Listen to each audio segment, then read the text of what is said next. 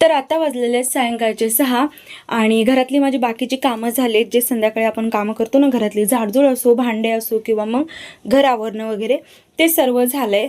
आणि आता मी देवाची पूजा करत आहे. म्हणजे सकाळी तर पूजा आपण करतोच, पण सायंकाळची जी धूप, अगरबत्ती, दिवा वगैरे लावतो ना देवाला, ते सगळं करत आहे. आणि मुलं मस्तपैकी खेळत आहेत. तर चला आणि मी देवाला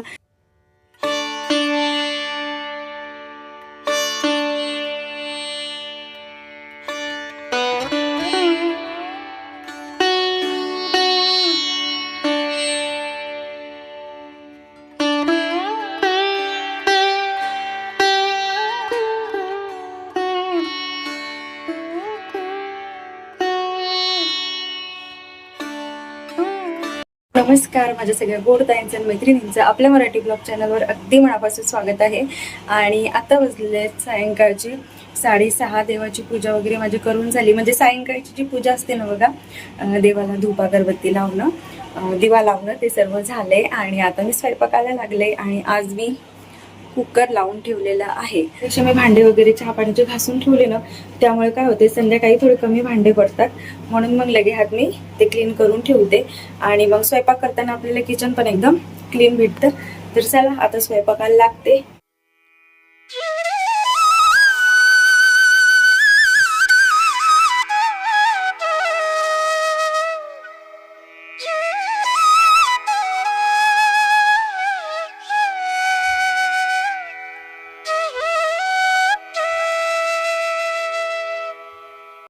तर आज काय झालं माहिती आहे का, संध्याकाळच्या जेवणामध्ये काय बनवायचं हे मी आधीच ठरवून ठेवलं होतं. पण तेवढ्यातच आयुष म्हणला की मम्मा मला आज आलू पराठे खावायचे वाटतात. तर बरेच दिवस झालं मी बनवले पण नव्हते. आणि नॉर्मली मी सकाळीच बनवायला ना मला चांगलं वाटतं पराठे वगैरे, पण कारण रात्री पराठे वगैरे खाल्लं ना खूप हेवी वाटतं. पण ठीक आहे, आता आरू म्हणलं होतं मम्मा मला तेच खायचं आहे, म्हणला मग बनवावं तर लागणच. तर मग सुरुवातीला ना मी बटाटे घेऊन आले दुकानावरून, कारण बटाटे संपले होते. आणि आमच्या घराच्या समोरच एक किराणा स्टोअर आहे, तर तिथं सगळं भेटतं, भाज्या वगैरे पण. मग तिथून मी घेऊन आले. आणि बाहेर एवढ्या जोरात पाऊस चालू होता ना, तर मी ब्लॉग चालू करायच्या आधीच वरण भात लावून घेतला होता. तर आता कुकरमध्ये काढून घेते. आणि आज मी बनवणार आहे आलू पराठे.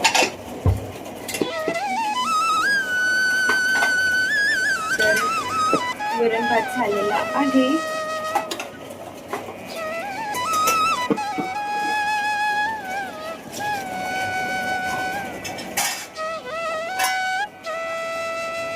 तर आता ना जे काही चहा पाण्याचे भांडे वगैरे होते ना, ते सुरुवातीला मी पुसून ट्रॉलीमध्ये ठेवून दिले.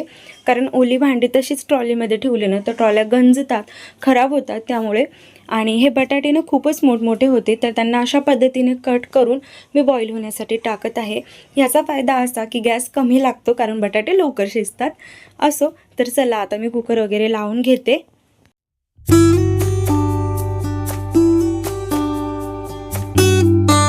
तर आता बटाटे कुकरला लावलेत. आणि जोपर्यंत बटाटे शिजतील तोपर्यंत मी कणिक सुद्धा मळून घेते.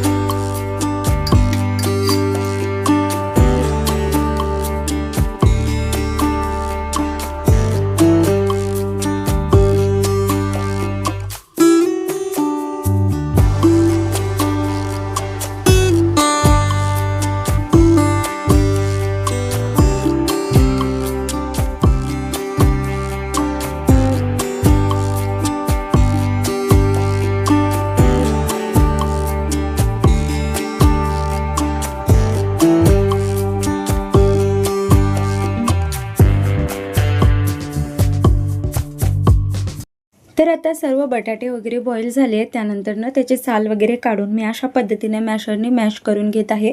तुम्ही ना एखादी खिसणी असते जी कद्दूकस वगैरे आपण करतो ना, तर तसं केलं तरीही चालेल. त्यामुळे काय होतं, जे पराठे आपण बनवतो ना ते फुटत नाहीत, पण नॉर्मली अशा पद्धतीने जरी मॅश करून केले तरीसुद्धा फुटत नाहीत. फक्त व्यवस्थित करायचं, म्हणजे त्याच्यामध्ये ना मोठे मोठे बटाटे नाही राहिले पाहिजे. जर मोठे बटाटे राहिले ना तर मग आपला पराठा 100% फुटणार. त्यामुळे एकदम मॅशरने बारीक मॅश करून घ्यायचं. तर आता इथे बटाट्याची भाजी मी बनवायला घेतली. तर आता सुरुवातीला कढईमध्ये थोडंसं तेल टाकलं, 1 चमचा जिरा, मोहरी टाकली, लसणाची पेस्ट टाकली, त्यानंतर थोडंसं जिरा पावडर, हळद, चवीनुसार मीठ आणि कोथिंबीर टाकून त्यानंतर सगळे जे मॅश केलेले बटाटे होते ते यामध्ये टाकलेत आणि मिरचीची पेस्ट पण तुम्ही ॲड करू शकता. त्यामुळे मस्तपैकी तिखट आणि छान पराठे बनतील. पण इथे मी मुलांसाठी बनवत आहे आणि शिव पण खातो आणि कसं मुलांना जास्त तिखट मिरचीचं वगैरे पचत नाही, त्यामुळे मग मिरचीची पेस्ट मी इथे स्किप केले आणि नॉर्मल असे बनवले स्टफिंग. असो, त्यानंतर आता आमच्यासाठी मी बनवत आहे स्टफिंग पराठ्यासाठी. तर इथे बघू शकता मॅश केलेले बटाटे आहेत, त्यानंतर कांदा, कोथिंबीर, लाल तिखट, चवीनुसार मीठ, हळद, जिरा पावडर आणि धने पावडर यामध्ये टाकले. नंतर छान असं मिक्स करून घेतले आणि इथे बघा ही पण स्टफिंग रेडी आहे. तर 2 पद्धतीने आज मी पराठे बनवणार आहे, एक मुलांसाठी आणि एक आमच्यासाठी. तर चला आता मी बनवायला घेते. आणि बऱ्याच जणांचं असं असतं की पराठे व्यवस्थित बनत नाही, फुटतात आलू पराठे. तर बघा, सर्वात पहिले म्हणजे जेव्हा तुम्ही कणिक मळून घेता ना ते एकदम घट्ट मळायचं नाही, कारण जेव्हा पण आपण घट्ट कणिक मळतो ना त्यावेळेस ते पराठे फुटतात. त्यामुळे थोडंसं सैल असं कणिक मळून घ्यायचं, किंवा मीडियम ठेवलं तरीही चालतं, पण एकदम घट्ट करायचं नाही, त्यामुळे बघा पराठे फुटतात. असो, तर इथे बघू शकता आता पहिला पराठा मी ट्रायंगल शेपचा बनवत आहे. कारण बघा, आरुसाठी जेव्हा पण मी पराठे बनवते ना तर आरू मला म्हणतो की मम्मा मला असे वेगवेगळ्या शेपचे बनवून देत जा, कारण त्याला तसे खायला आवडतात. आणि ही सवय मी त्याला लावली आहे. कारण सुरुवातीला जेव्हा तो स्कूलला जायचा ना तेव्हा तो टिफिन वगैरे व्यवस्थित फिनिश करायचा नाही, आणि त्यावेळेस मग काय करायचे, मी वेगवेगळ्या शेपचे त्याला बनवून द्यायचे आणि मग तो टिफिन न व्यवस्थित खायला लागला. म्हणून मग तेव्हापासून मग त्याच्यासाठी मी अशा पद्धतीचे बनवते आणि त्याला खूप आवडतं सुद्धा अशा पद्धतीचे बनवलं.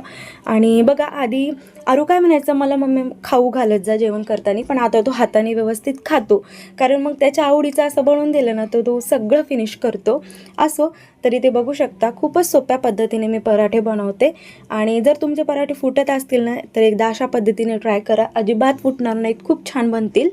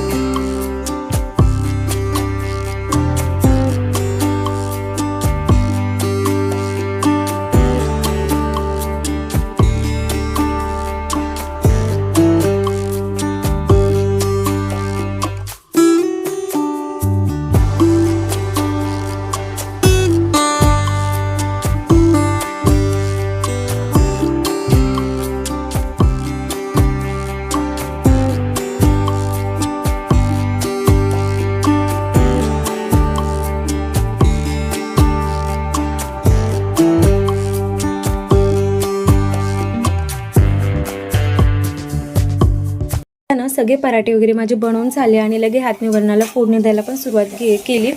कारण बघा, वरण बनवलंच होतं तर मला चला फोडणी पण देऊन घेऊयात, कारण फिनिश होईल, नाही तर मग सकाळी पण ते उरलं असतं.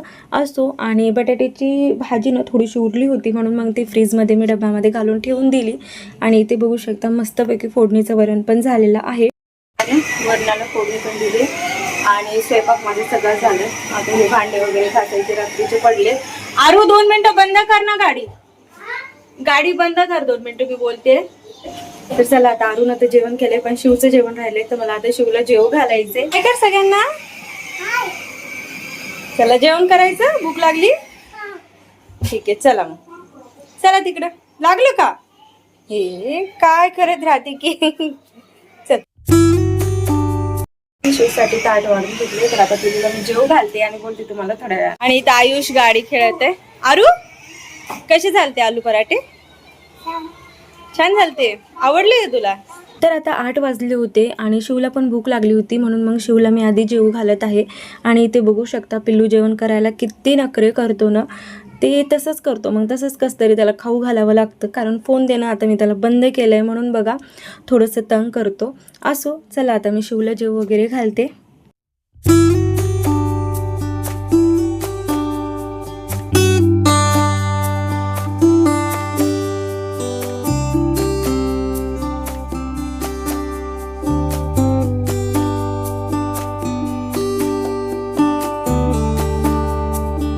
तर आता ना ह्यांनी पण कामावरून आले होते आणि मी पण मग आता जेवायला वगैरे वाढून घेत आहे, कारण माझं पण जेवण राहिलं होतं. तर आता दोघांनाही मी वाढून घेईल. आणि शिव बघा किती शांत बसला आहे, म्हणजे पप्पाला वाटावं की पिल्लू दिवसभर असंच बसतो एकदम देवासारखं, पण दिवसभर मला एवढं तंग करतो ना, आणि पप्पा आलं की इतकं शांत बसतं की पप्पा म्हणतात बाप रे माझं लेकरू तर बिलकुल तुला तंग नाही करत. आता काय सांगू त्यांना की पिल्लू किती परेशान करते. आणि बघा पप्पा आले की कसं शांत बसतो, म्हणजे किती नखरे आहेत अंगात ना पिल्लूच्या. असो, तर इथे ना मी आता जेवायला वगैरे वाढून घेत आहे आम्हाला. आणि आलू पराठे ना खूपच छान झाले होते, पण ह्याच्यासोबत जर दही असलं असतं ना तर अजून छान लागले असते. पण ह्यांना मी आणायला सांगितलं होतं, पण ह्यांनी विसरून गेले. तर मग म्हणलं असो, काय होत नाही, कधी कधी चालतं असं खायला. त्याला ताईंनो आताच माझं जेवण वगैरे झालं आणि आता इथे बघू शकता दूध तापवायला ठेवलंय.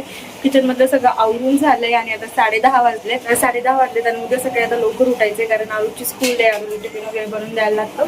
तर आता इथेच व्हिडिओ सेंड करते. आजचा ब्लॉग तुम्हाला कसा वाटला मला नक्की कॉमेंट करून सांगा. व्हिडिओ आवडला असेल तर लाईक करा, शेअर करा आणि चॅनलला नक्की सबस्क्राईब करा. सगळ्यांनी काळजी घ्या. भेटते तुम्हाला नवीन ब्लॉगमध्ये. Thank you so much for watching. Bye. तिला येते आरूला रागवलं म्हणून. शिवा बाय कर ना सगळ्यांना. तुम्ही बाय करा.